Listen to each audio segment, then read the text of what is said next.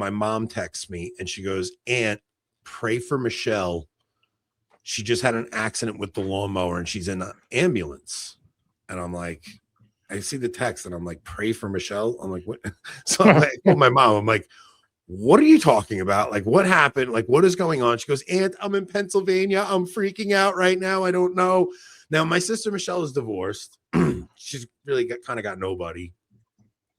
She's got her kids, but so I'm like, what happened? She goes, I don't know what happened. All I know is Elisa, my niece, my sister's oldest daughter, called her and told her there was an accident with the lawnmower. Right. And she's in an ambulance and she's on her way to the ER.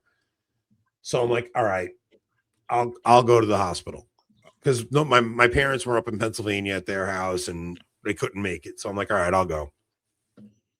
So I head to the ER and I walk in and my sister just breaks down weeping. Like when she sees me, like she was alone. She was terrified. And like just seeing somebody come there, she was just like started hysterically crying. Right. She's also whacked on fentanyl. I'll do it. Okay. I'll do it.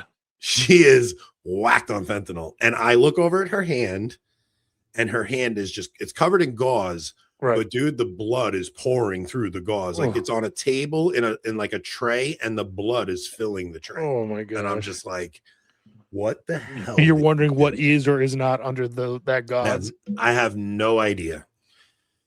And she hasn't looked at it. So she doesn't know. Because she went to look at it and she blacked out. The neighbors, thank God, were outside and came over and they wrapped her hand up and they called an ambulance and they got her to the hospital. What kind of lawnmower does she have? I don't know, but from what she told me, her lawnmower is really hard to start. Okay. And so she saw something on the ground she had to pick up and she left the handle you pull in to keep the blade spinning. She's like, I didn't want to turn that off because it would have shut the mower off and it's really hard to start. And she reached down to grab something that was in the way and she must have got too close to the blade and it clipped off basically the tips of her 3 fingers. Okay. Her middle finger is now these 3, right? The index, the ring finger and middle finger. Okay. So now her middle finger got it the worst. I was going to say, because that's the longest one. So yeah. Now her middle finger is now shorter than her pointer and her ring finger. It took off the entire thing past the nail. Like the last digit, basically, of that finger. But, yeah, gone. Like off. Her pointer and her ring finger were mangled. Okay, so I'm in there, and the doctor comes in, and first off, I'm just like, how the hell do you doctors do this? Like, I can't even look at this thing. And she takes the wrap up. My sister's whacked on drugs and she's just like, I don't want to look. I don't want to like, she doesn't look at it. And I'm like, I have to see how bad her hand is, you know? So the doctor starts cleaning. Now, dude, there's grass inside the fingers. Oh, yeah, she's gotta clean it out. Like, dude, you don't understand. I'm watching this woman. I'm watching this woman do this. And I'm just like, like, I don't know how she's doing it. I can't even look at it. So now the piece, they did find the piece that she chopped off, and the doctor's like, look, I'm gonna sew that back on just because there's not enough skin there for her to close the wound to sew without putting the piece on. She goes, but it's gonna be like an umbilical cord. It's gonna turn black and it's gonna fall off. It's essentially just there as like a suture to close the wound. Now, look, if me or you has an accident like this happen, it's like, it's a battle wound. Like, man, you know, it's like, gonna like, once you get past that initial shock and pain, like, now you can show everyone your middle finger in a funny way, you know, like, yeah, like men, you know, it's like, shit, I cut my fingers off, dude. I don't know. I had a shop teacher when I was a kid who put his freaking hand through a bandsaw, like right down to the knuckle. He was missing his front 3 fingers or his back 3 fingers or something.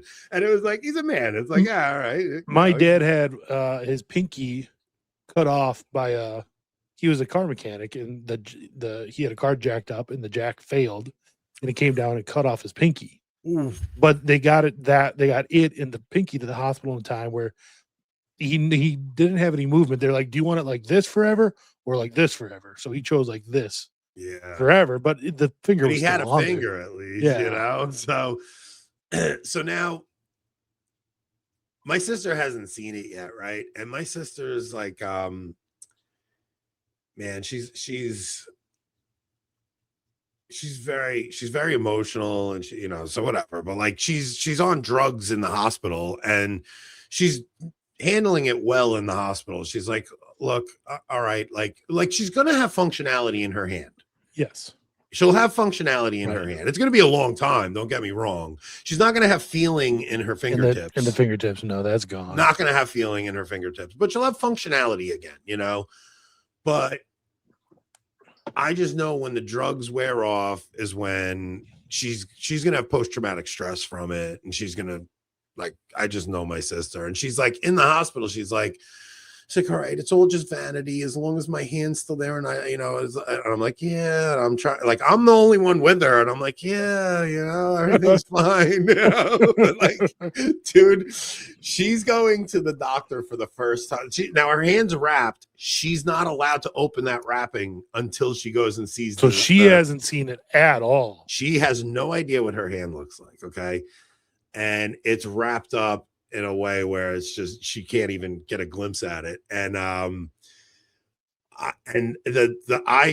doctor tells me my sister was like nodding out, whacked on opiates in the hospital, and the doctor tells me, she goes, listen, there's a chance that when she goes and sees the surgeon in 5 days that they have to do like a further amputation. Yeah. Like that, you know, there's a chance, especially if there's any kind of infection or anything. Like she was like, she needs to take these antibiotics because, dude, the thing was like, if you even knew how this woman had to clean this wound out, like I was like just freaked out looking, like her fingers were dangling, her fingertips were dangling off her hand, and she's suturing them up and picking grass out of them. It was just horrific, man. Like her hand is just mangled. Now, like I said, like me or you get that, it's a battle. Like my sister loved getting manicures and her hands looking pretty and stuff. Like she's never going to be able to do that again, you know.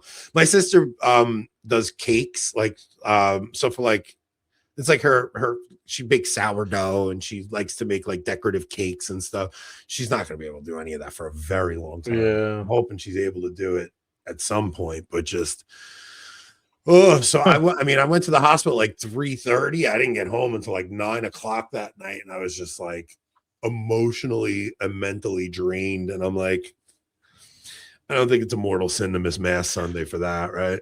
No, that reason is like she needed me there. There was no way around that. And in some ways, it's like visiting and you didn't the hospital. It's a corporal work of mercy, I think, right?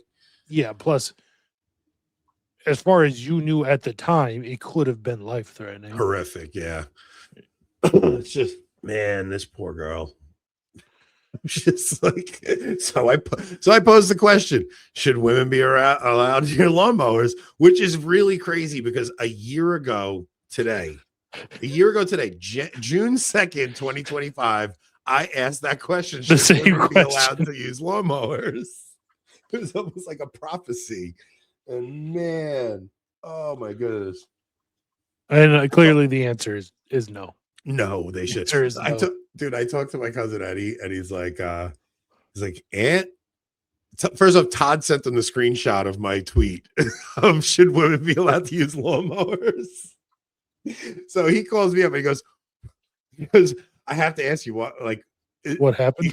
He goes, what happened? You know, so I told him the whole story. He goes, Aunt, I have this conversation with my wife all the time because so he's buying the same Sprinter van you are, the Mercedes Sprinter van. So Eddie's having another baby. Eddie's pregnant with baby number 6. Okay. Oh, sweet. And he's like, yeah, I got to upgrade. I got to get the Sprinter van. He goes, but I'm getting a diesel. Yep. That's what I got. I told my wife she is not allowed to fill this fuel tank under any circumstances ever, because it's just a matter of time before she puts gasoline in it. So Hope, thankfully, has only put diesel in, but some of the pumps around here have diesel 1 and diesel 2. right? And at one point, what is one, like kerosene? I'm not exactly sure of the difference. One's probably kerosene and one's diesel.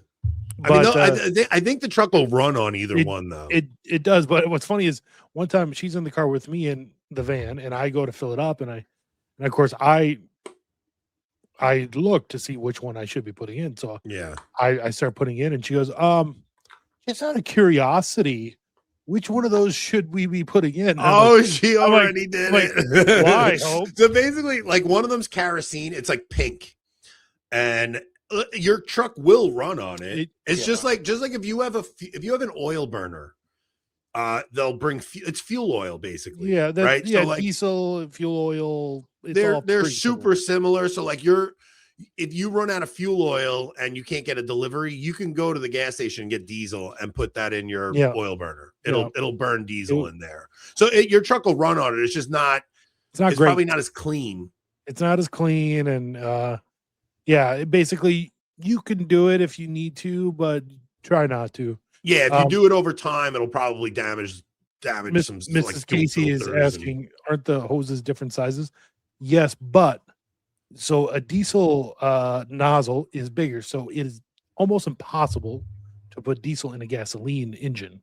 But the other way around you can do. But because the gasoline nozzle is smaller, you can put that in a diesel. Yeah. But gas in diesel is not as catastrophic as diesel in gas. So we have diesel trucks. We have some diesel pickups. We have some gas pickups at work. And you can't, like you said, you can't get the diesel nozzle in the gas tank, but you could get the gas nozzle in the diesel tank. And we've had several instances where they've put, and these are like, just morons at work. Just so like we have big signs on the trucks, diesel, gas. So these people don't make the mistake and they still do it. So and he's like, I told my wife, she is never under any circumstance allowed to fuel this vehicle up because I know it will just be a matter of time before she puts gasoline in it and destroys my truck. I will kill her.